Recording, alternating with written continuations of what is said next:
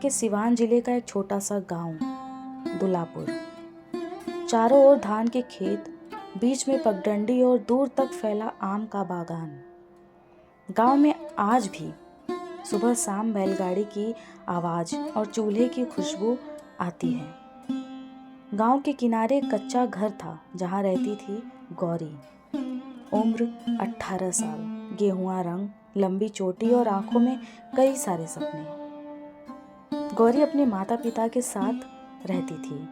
वो अपने माता पिता की इकलौती संतान थी। उसके पिता रामलोचन किसान थे और माँ कमला घर संभालती थी।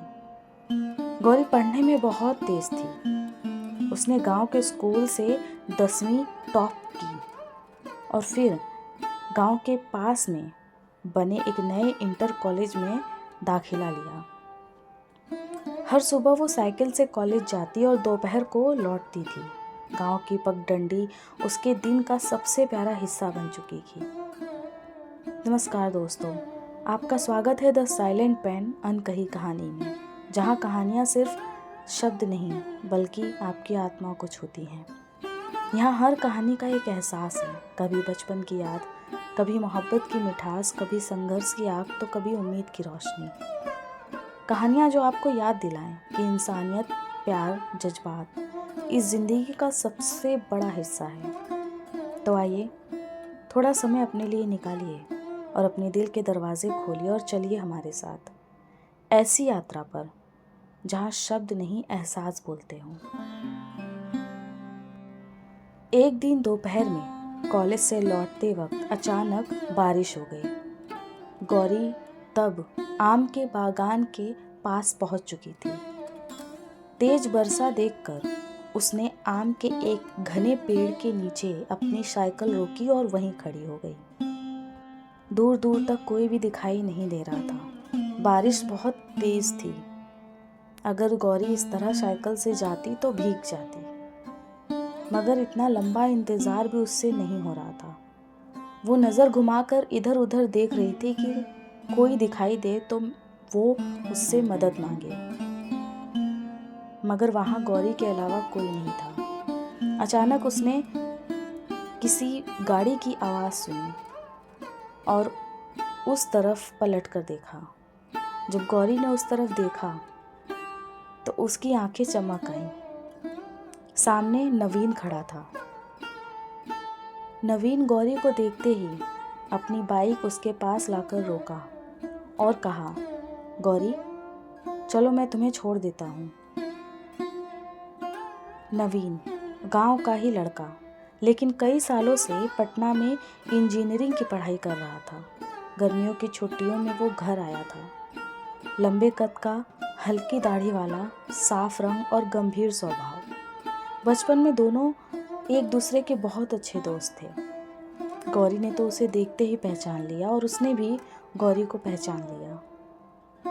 लेकिन अब वर्षों बाद जब मुलाकात हुई तो गौरी नवीन से बात करने में थोड़ा हिचकिचा रही थी। जब नवीन ने उससे कहा कि वो उसे घर छोड़ देगा अपनी बाइक से, तो उसने मना कर दिया और कहा कि नहीं, मैं चली जाऊंगी, तुम रहने दो। नवीन ने कई बार उसे कहा कि तुम संकोच मत करो और आओ मेरी बाइक पे बैठ जाओ, मैं तुम्हें घर तक छोड़ दूंगा, मगर गौरी नहीं मानी। कुछ देर बाद नवीन के बहुत कहने पर गौरी ने सोचा कि चलो ये तो गांव का ही है, सब इसे जानते हैं और ये बचपन का दोस्त भी रह चुका है, तो ठीक है, मैं इसके बाइक से चली जाती हूँ। घर पहुंचकर गौरी ने नवीन का धन्यवाद किया। नवीन ने कहा कि कोई बात नहीं, लेकिन तुम बहुत बदल गई हो, तुम पहले वाली गौरी नहीं रही। गौरी नवीन की तरफ देखती है लेकिन कुछ कहती नहीं और एक हल्की सी मुस्कुराहट के साथ वो वापस अपने घर के भीतर चली जाती है। उस दिन के बाद अक्सर गौरी और नवीन की मुलाकात होने लगती है। अनजाने में ही सही, लेकिन गौरी और नवीन दिन में एक बार ज़रूर टकराते थे। धीरे धीरे उन दोनों में बातें होने लगी। वो दोनों जब भी मिलते तो कुछ समय साथ बिताने लगते और बचपन की बातें याद करके मुस्कुराते थे। गौरी उसे गांव के बारे में बहुत कुछ बताने लगी कि कैसे यहाँ पे त्योहार इतने अच्छे मनाए जाते हैं, खेतों की बातें, काम का सिलसिला, सब कुछ। गौरी धीरे धीरे नवीन को पसंद करने लगी थी और शायद नवीन भी गौरी को पसंद करता था। लेकिन गौरी हर बार नवीन के कहने पर उससे मिलने के लिए मना कर दिया करती थी, क्योंकि उसे मालूम था कि गांव छोटा है और यहाँ के लोग ऐसा सोचते हैं। अगर किसी ने उन दोनों को साथ में देख लिया तो बहुत सारी बातें बनाएंगे। यही सब सोचकर गौरी नवीन से नहीं मिलती थी, मगर नवीन उसे देखकर अलग महसूस करता था। वो चाहता था कि गौरी ज़्यादा समय उसके साथ बिताए, इसलिए जब भी गौरी कॉलेज के लिए निकलती थी नवीन रास्ते में उसे मिल जाता था और जानबूझकर उससे टकराता था और उसके साथ कॉलेज तक जाता था। गौरी ये बात जानती थी, लेकिन कभी भी नवीन को उसने बोला नहीं। एक दिन नवीन गौरी के लिए एक किताब ले आया, क्योंकि उसे मालूम था कि गौरी को किताबें पढ़ने का बहुत शौक है।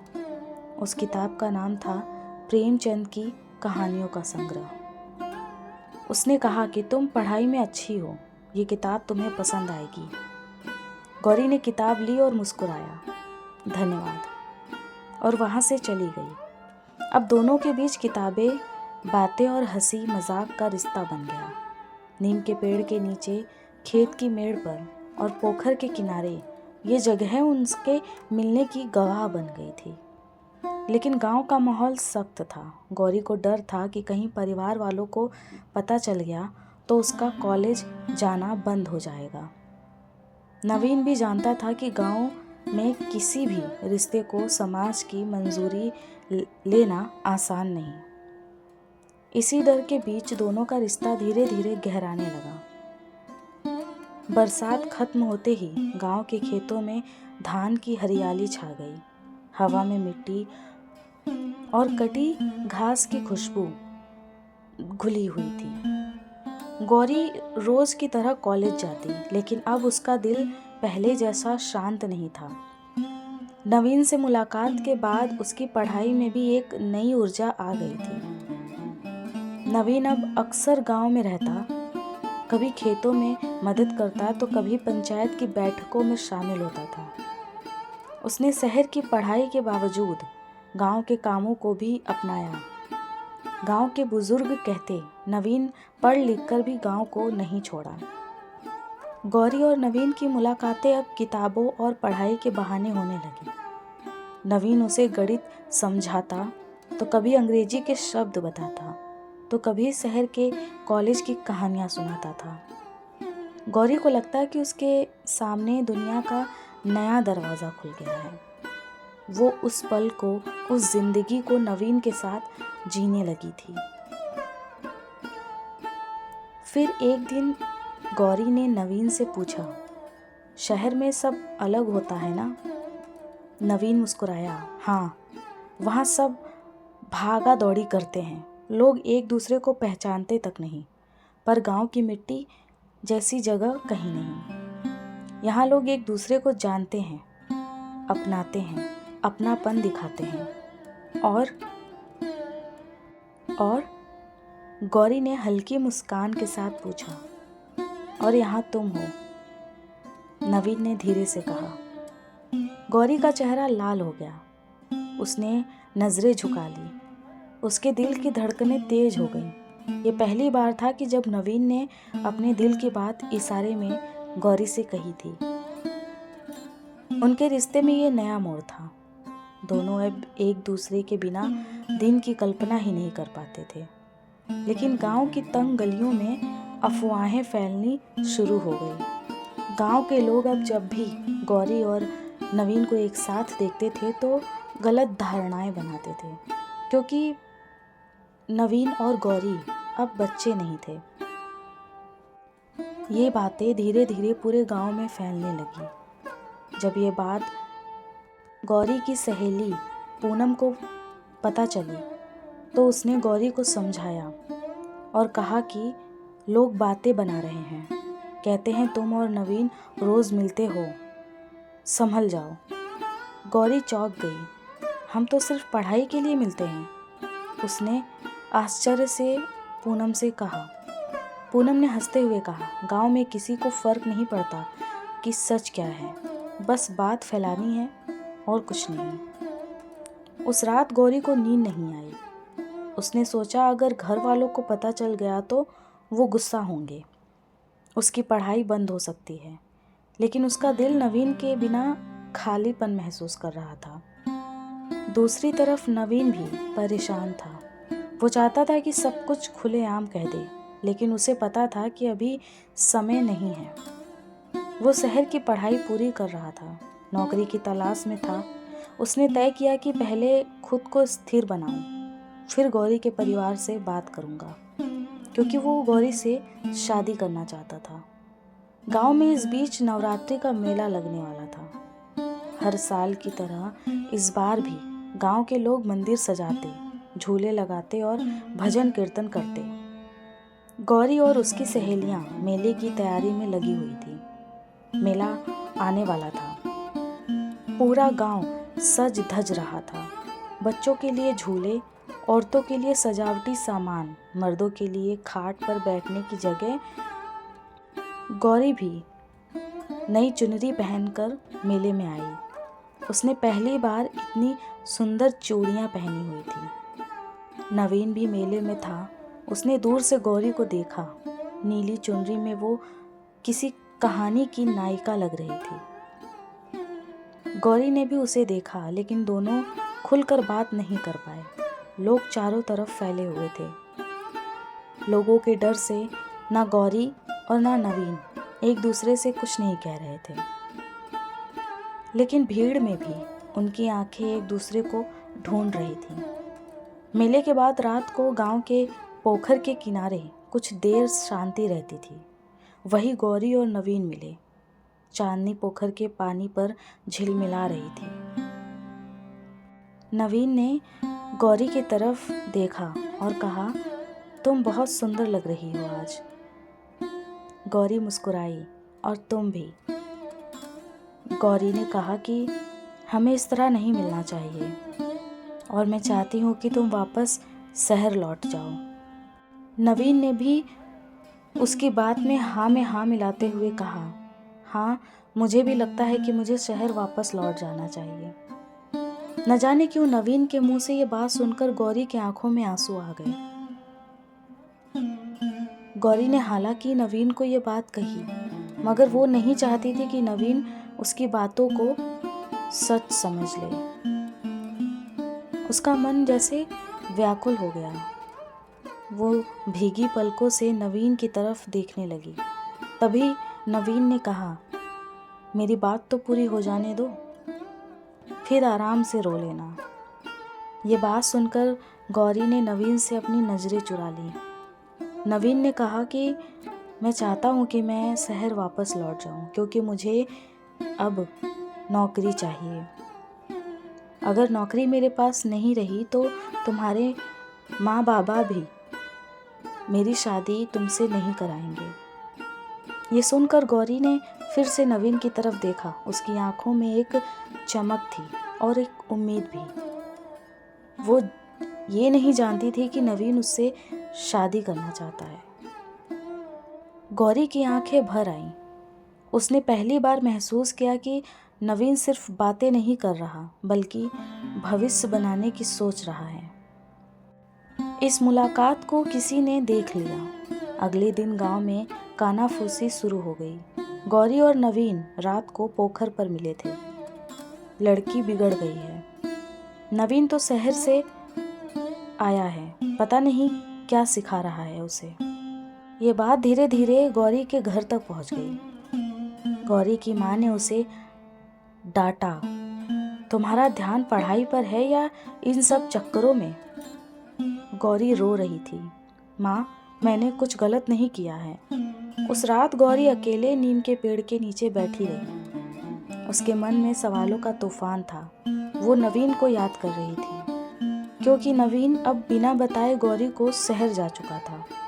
इन सब बातों ने नवीन को भी जैसे तोड़ कर रख दिया था।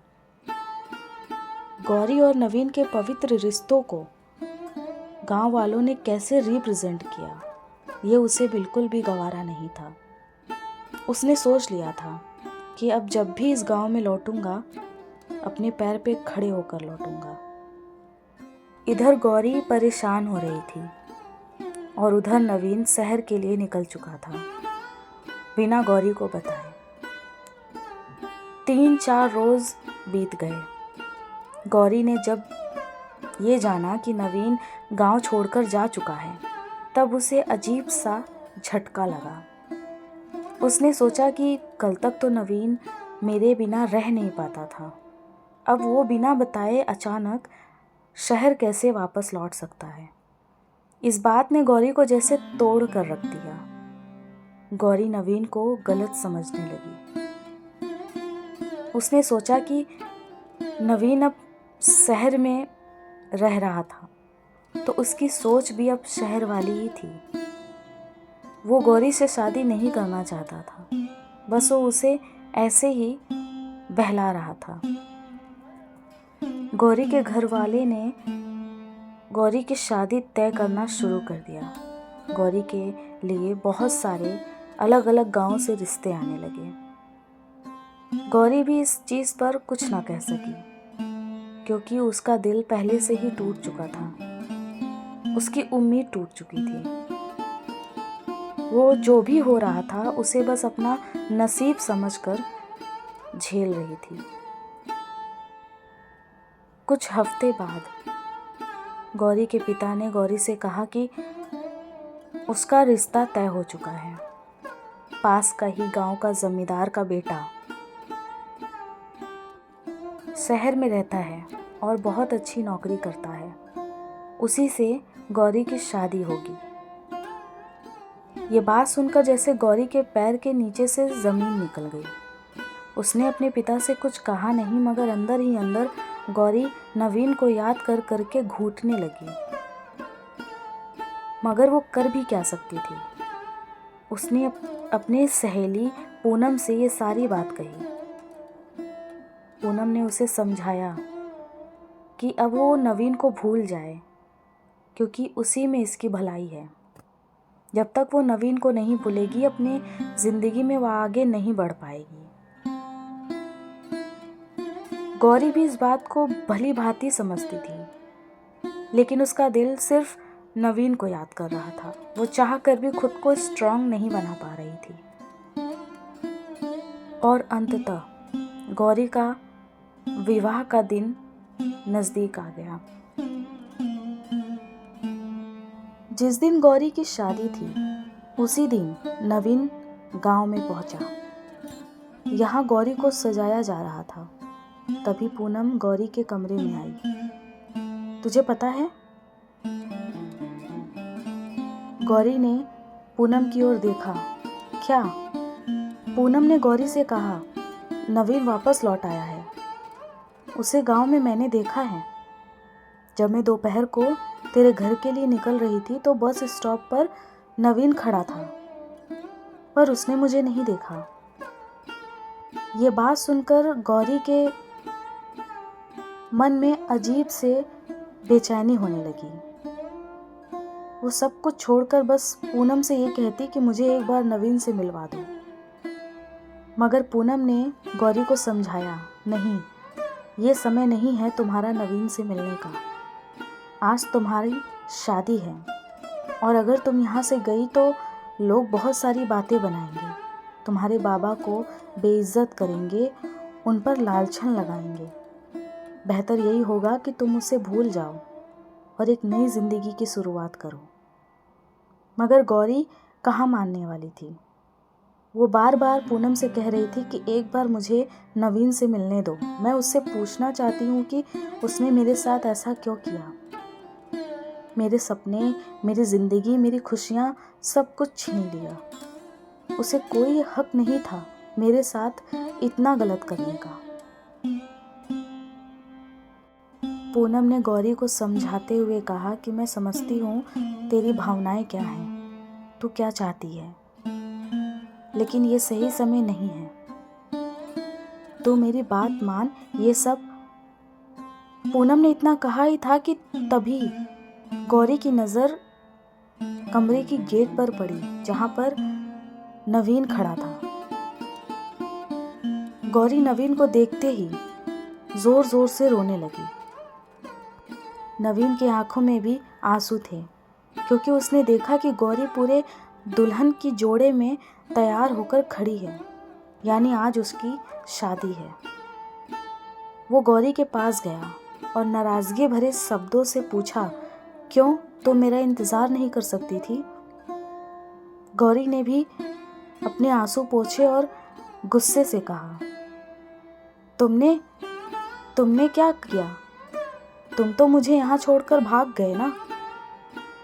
उन दोनों की बातों में एक दूसरे के लिए नाराजगी थी, मगर प्रेम भी। तब नवीन ने गौरी को सारी बातें बताई और उसने उस चीज़ के लिए गौरी से माफ़ी मांगा कि उसे वो बताकर शहर नहीं गया। बिना बताए वो उस गांव से निकल गया। नवीन, गौरी दोनों ने फैसला किया कि वो अब एक दूसरे से ही शादी करेंगे और उसी दिन वो माँ बाप को सब कुछ बताएंगे। तभी माँ थाली लेकर कमरे में पहुंची और कहा कि ले, तुझे आरती करनी है दूल्हे की। तभी उन्होंने नवीन को देखा और उनके हाथों से आरती की थाली छूटकर ज़मीन पर गिर गई। ये आवाज़ काफ़ी दूर तक गई, जिसे सुनकर गौरी के पिता भी वहां आ पहुंचे। उन्होंने जब नवीन को कमरे में देखा तो बहुत ही गुस्सा हो गए और आग बबूला होकर वो नवीन का हाथ पकड़कर उसे घसीटते हुए कमरे से बाहर निकाल दिया और कहा, तुम्हारी हिम्मत कैसे हुई मेरे घर के भीतर आने की? तब नवीन ने कहा, बाबा, मैं गौरी से प्रेम करता हूँ। आप उसकी शादी किसी और से नहीं करा सकते। ये सुनकर गौरी के पिता को और भी गुस्सा आया और उन्होंने कहा, दूर रहना मेरी बेटी से, और गौरी का हाथ पकड़कर उसे मंडप की ओर ले जाने लगे।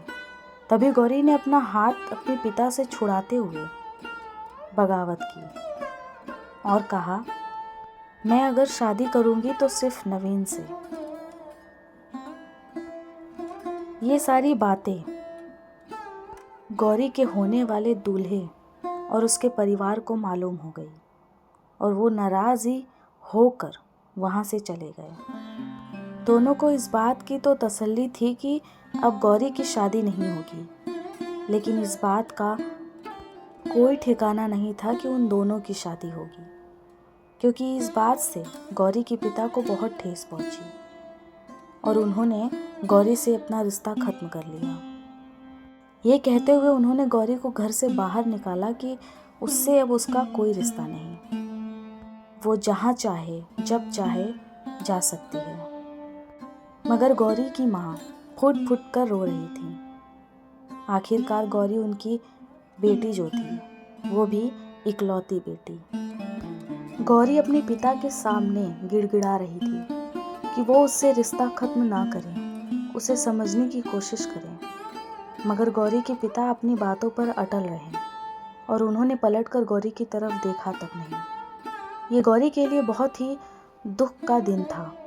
वो पल वो झेल नहीं पा रही थी। एक तरफ नवीन, जिसे वो खोना नहीं चाहती थी, और दूसरी तरफ उसके माता पिता, जिन्होंने उसे जन्म दिया, पाल पोस कर बड़ा किया और उस काबिल बनाया। मगर अब वो कर भी क्या सकती थी? उसके पास उस घर को छोड़ के जाने के सिवा और कोई रास्ता नहीं था। नवीन ने गौरी का हाथ थामा और वहां से वापस ले आया। नवीन ने गौरी से शादी की और अपनी शादीशुदा जिंदगी वो शहर में गौरी के साथ बिताने लगा। गौरी को उसके माँ बाप की याद तो ज़रूर आती, मगर वो कर भी क्या पाती थी। ऐसे ही कई महीने बीत गए। एक दिन गौरी अपने घर में काम में व्यस्त थी। तभी उसके घर के दरवाजे पर किसी ने नॉक किया। गौरी ने घर का गेट खोला तो सामने मनी ऑर्डर वाला खड़ा था और उसने कहा, आपका नाम गौरी है? गौरी ने हाँ में जवाब दिया। मनी ऑर्डर वाले ने अपने पर्स से एक चिट्ठी निकालकर गौरी को पकड़ाया और कहा कि ये चिट्ठी दुलापुर से आई है आपके लिए। दुलापुर का नाम सुनते ही गौरी की आंखों में आंसू गंगा जमुना की तरह बहने लगे। वो समझ गई थी कि ये चिट्ठी उसके मायके से ही आई है। वो घर के भीतर गई और जल्दी जल्दी चिट्ठी खोलने लगी और उसे पढ़ना शुरू किया। उस चिट्ठी में लिखा था कि गौरी के पिता का देहांत हो गया है। अगर वो चाहे तो एक बार ज़रूर आए। ये पढ़कर उसके पैरों के नीचे से जैसे ज़मीन निकल गई। उसके पिता का चेहरा उसके सामने घूमने लगा। वो चेहरा जो कभी खिलखिलाता था, हंसता था, मुस्कुराता था और गौरी को खूब सारा प्यार करता था, आज ना वो चेहरा है और ना वो शख्स। तभी नवीन बाहर से आया। उसने गौरी को रोते हुए देखा और उससे कारण पूछा तो गौरी ने सब कह दिया। वो तुरंत गांव के लिए निकल पड़े। घर पहुंचकर उन्होंने देखा कि माँ घर के किसी कोने में बैठी हैं। उनके आंखों में मोटे मोटे आंसू और चेहरे पर एक उदासी। गौरी ने अपनी माँ को गले लगाया और उनसे अपने बाबा के बारे में पूछा।